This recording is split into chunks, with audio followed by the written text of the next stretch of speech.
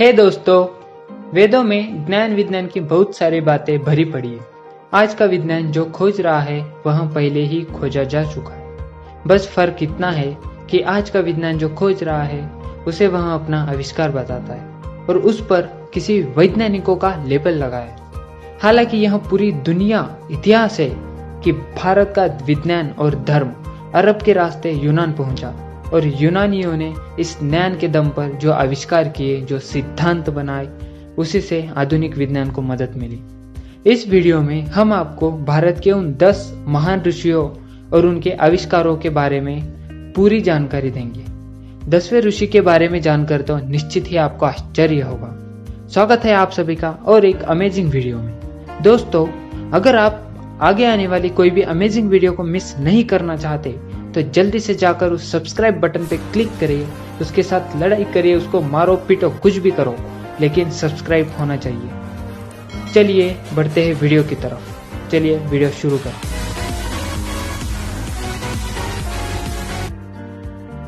महर्षि कणाद, परमाणु सिद्धांत के आविष्कारक। परमाणु बम के बारे में आज सभी जानते हैं और यह कितना खतरनाक है यह भी सभी जानते हैं, लेकिन आधुनिक काल में इस बम के आविष्कार है जे रॉबर्ट ओपेनहाइमर। रॉबर्ट के नेतृत्व में 1939 से 1945 तक कई वैज्ञानिकों ने काम किया और 16 जुलाई 1945 को इसका पहला परीक्षण किया गया। हालांकि परमाणु सिद्धांत और अस्त्र के जनक जॉन डाल्टन को माना जाता है, लेकिन उनसे भी 2500 साल पहले ऋषि कणाद ने वेदों में लिखे सूत्रों के आधार पर परमाणु सिद्धांत का प्रतिपादन किया था, यानी कि परमाणु सिद्धांत का यूज किया था। भारतीय इतिहास में ऋषि कणाद को परमाणु शास्त्र का जनक माना जाता है। आचार्य कणाद ने बताया कि द्रव्य के परमाणु होते हैं। कणाद प्रभास तीर्थ में रहते थे।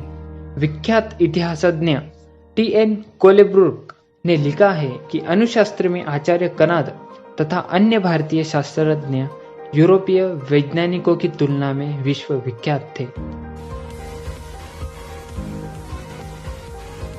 ऋषि भारद्वाज। ऋषि भारद्वाज राइट बंधुओं से 2500 वर्ष पूर्व वायुयान की खोज भारद्वाज ऋषि ने कर ली थी।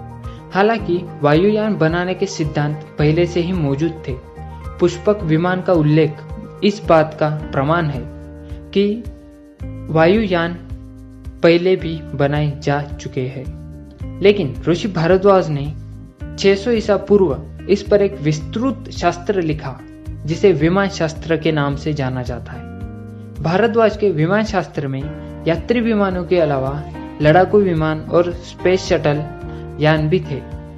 उन्होंने एक ग्रह से दूसरे ग्रह पर उड़ान भरने वाली विमानों के संबंध में भी लिखा है। साथ ही उन्होंने वायुयान को अदृश्य करने वाली तकनीक का भी उल्लेख किया है। बौधायन।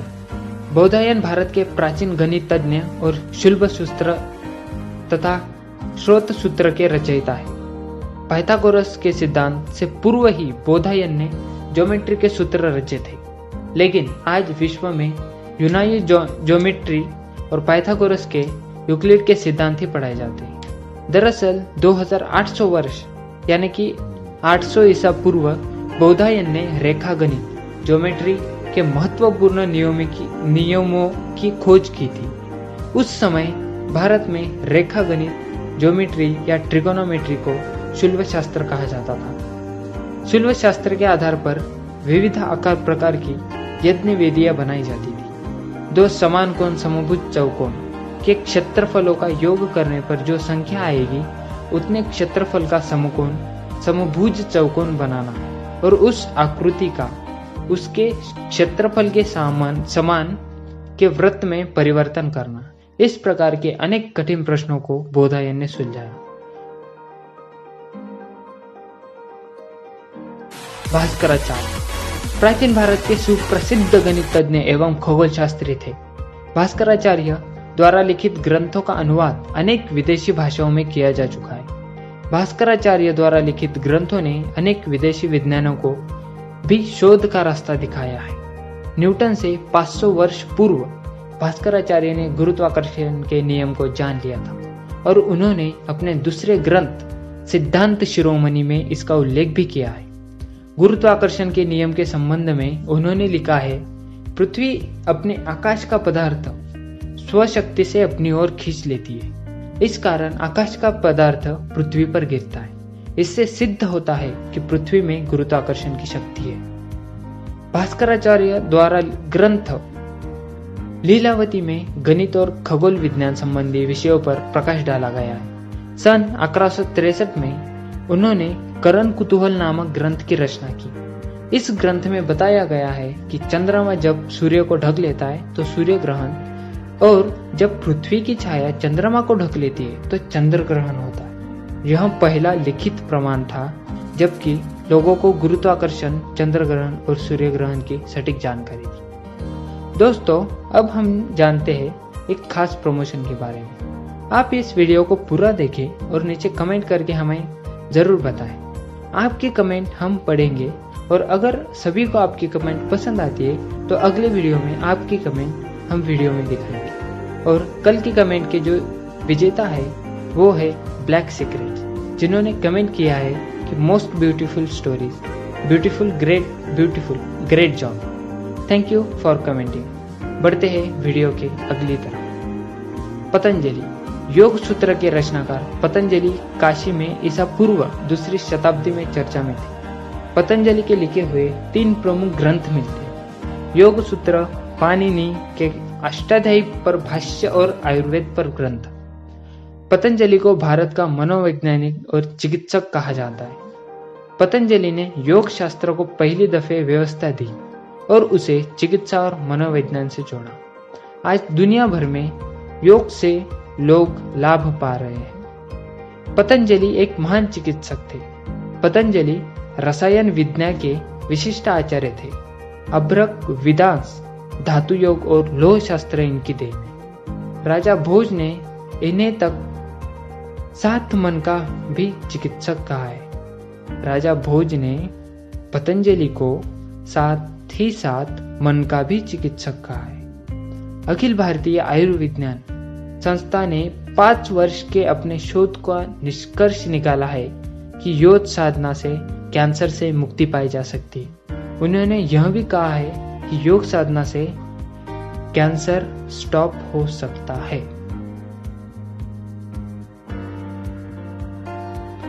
आचार्य चरक अथर्ववेद में आयुर्वेद के कई सूत्र मिल जाएंगे। धन्वंतरी, रचक, च्वन और सुश्रुत ने विश्व को पेड़ पौधों और वनस्पतियों पर आधारित एक चिकित्सा शास्त्र दिया।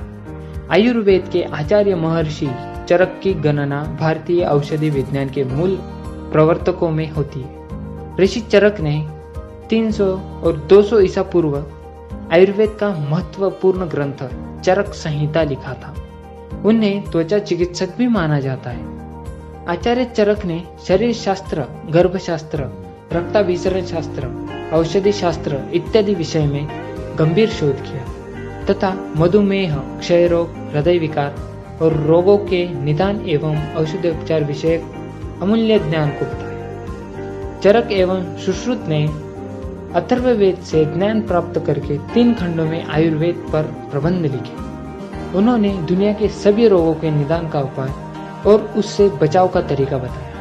साथ ही उन्होंने अपने ग्रंथ में इस तरह की जीवन शैली का वर्णन किया है जिसमें कि कोई और रोग न हो। 8वीं शताब्दी में चरक संहिता का अरबी भाषा में अनुवाद हुआ और यह शास्त्र पश्चिमी देशों तक पहुंच गया।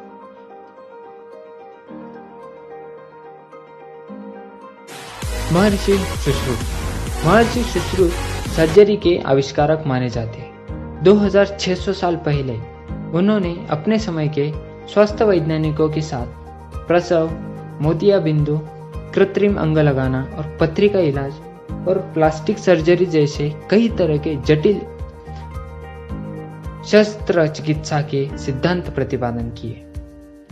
आधुनिक विज्ञान के केवल 400 वर्ष पूर्व ही शल्य क्रिया करने लगा है, लेकिन सुश्रुत ने 2600 साल पर पहले ही यह कार्य करके दिखा दिया था।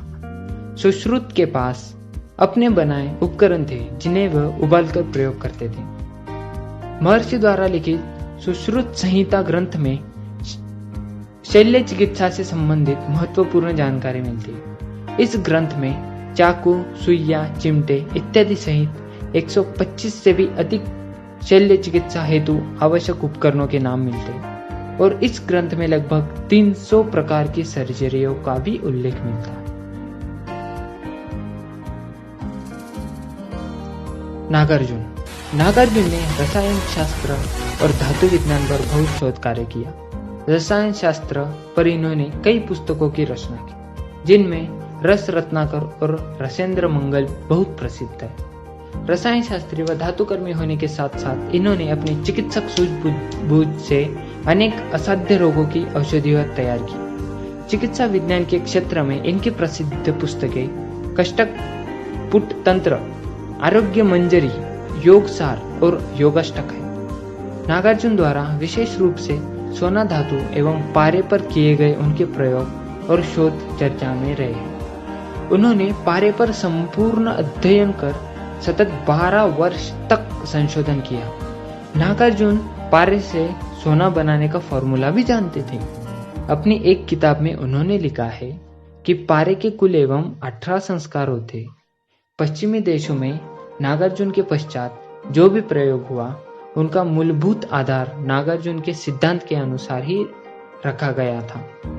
नागार्जुन की जन्मतिथि एवं जन्मस्थान के विषय में अलग अलग मत है, लेकिन एक मत के अनुसार इनका जन्म दूसरी शताब्दी में हुआ था तथा अन्य मतानुसार नागार्जुन का जन्म सन 931 में गुजरात में सोमनाथ के निकट दहेक नामक किले में हुआ था। बौद्ध काल में भी एक नागार्जुन थे।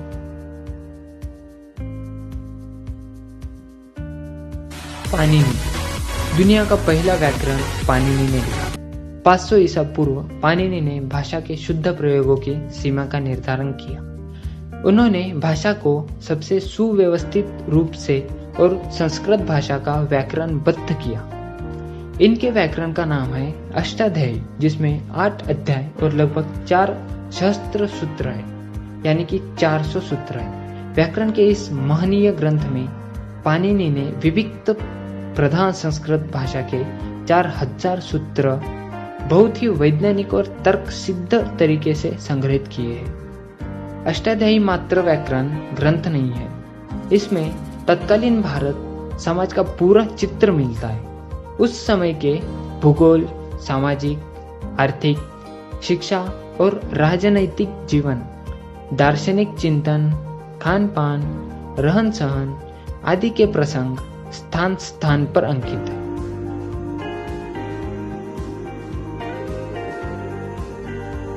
महर्षि अगस्त्य एक वैदिक ऋषि थे। निश्चित ही बिजली का आविष्कार थॉमस एडिसन ने किया था, लेकिन थॉमस एडिसन अपनी एक किताब में लिखते हैं कि एक रात मैं संस्कृत का एक वाक्य पढ़ते पढ़ते ही सो गया। उस रात मुझे स्वप्न में संस्कृत के उस वचन का अर्थ और रहस्य समझ आया, जिसने मुझे मदद की। उस संस्कृत वाक्य का अर्थ था, एक मिट्टी का पात्र ले, उसमें ताम्र पट्टिका यानी कॉपर शीट डाले तथा शिखीग्रीवा यानी कॉपर सल्फेट डाले, फिर बीच में गीली काष्ठ पांसु यानी वेट सॉडस्ट लगाए, ऊपर पारा यानी मर्क्यूरी तथा दस्त लोस्ट यानी जिंक डाले, फिर तारों को मिलाएंगे तो उससे मित्रा वरुण शक्ति यानी कि इलेक्ट्रिसिटी का उदय होगा। अगस्त्य संहिता में विद्युत का उपयोग इलेक्ट्रोप्लांटिंग के लिए करने में भी विवरण मिलता है। उन्होंने बैटरी द्वारा तांबा या सोना चांदी पर भी पॉलिश चढ़ाने की विधि निकाली। अतः अगस्त्य को कुंभोद्रव यानी बैटरी बोन कहते हैं। दोस्तों, ये वीडियो आपको कैसा लगा हमें कमेंट करके जरूर बताएं और अपने नाम अगली वीडियो में सुनने का मौका पाए और जल्दी से इस चैनल को सब्सक्राइब कर लीजिए और सिर्फ कल तक का इंतजार है यार। कल हम फिर से लौटेंगे एक अनोखे और अमेजिंग वीडियो के साथ। तब तक शुक्रिया, थैंक यू, धन्यवाद, गुड बाय।